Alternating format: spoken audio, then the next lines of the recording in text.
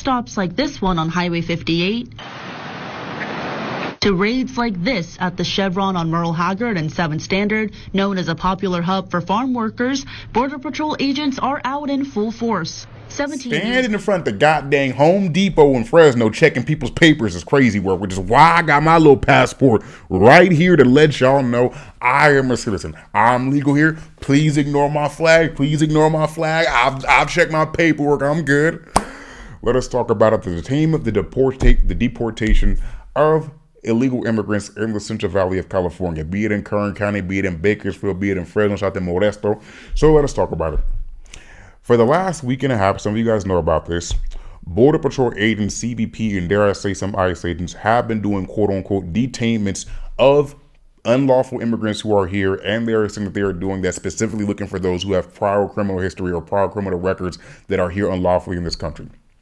The operation is called Operation Return to Sender. It's called Operation Return to Sender if you want to look it up.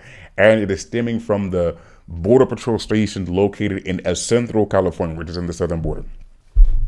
Now, why people are mad about this is because essentially they're just going to random places, fields, Home Depots, taquerias, con burrito de tripa, essentially anywhere you would find Mexicanos, Guatemaltecos, Peruvianos, lo que sea, and asking them, hey, let me see your papers.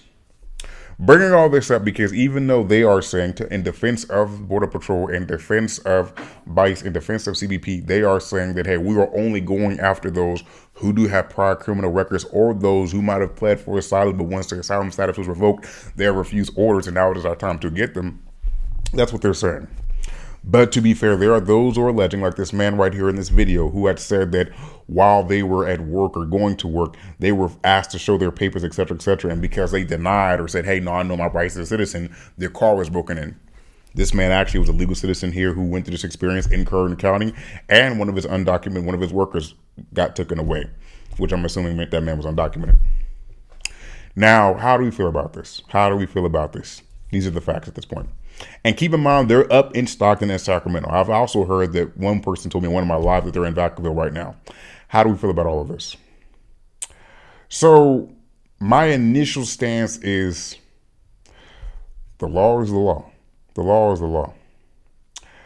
Because I'm well aware of practices of patrulla de frontera in Mexico, be it in Guatemala, be it in Brazil, lo que sea, I understand the importance of Border Patrol. I understand the importance of regulations when it comes to immigration.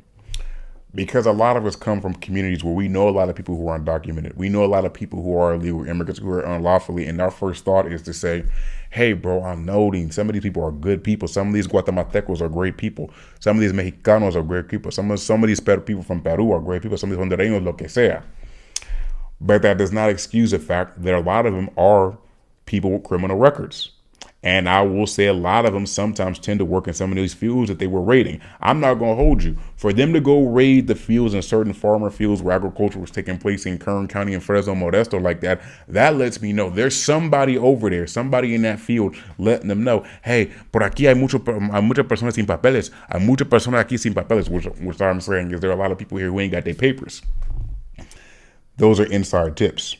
Then also it might have been racism as well, too. There was some allegations of racism there, too, to say that you're just pulling over anybody who might be brown, anybody who likely morenito, lo que sea, and asking to see their papers. Now, I understand that, too, as well. That's a good point, too.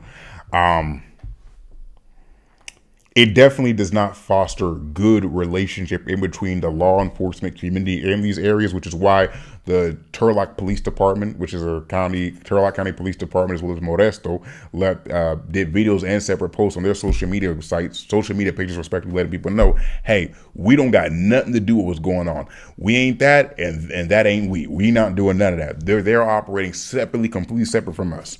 When I think about this, it kind of reminds me how, like, for example, in Florida, the current chief of police, or the DA, I forgot which status of office she holds, is currently in disagreement with Governor Ron DeSantis because he is trying to pass some state legislation that would essentially force the hand of police departments in Florida to work with helping with deporting, just with the process of dealing with illegal immigrants or going out to get them. The DA, or the chief of police of Miami,